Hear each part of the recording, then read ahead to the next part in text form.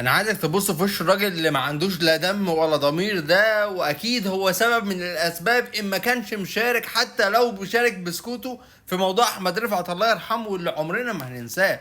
والاهلي بيكرموا ان هو موجود على القناه، واكيد بعقد خرافي. كمان الراجل التاني كان موجود في احتفال الاهلي بالدوري وعادي. يا جدعان لا، احنا ما بننساش. بص منظور عامل ازاي، يخرب بيتك. ده انت يا اخي ربنا شايل منك كل القبول.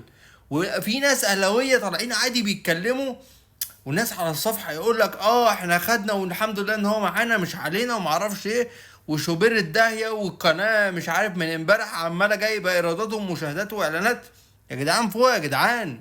في واحد مات، في واحد اهله يعني دمهم بيتحرق كل يوم لما يشوفوا الراجل ده.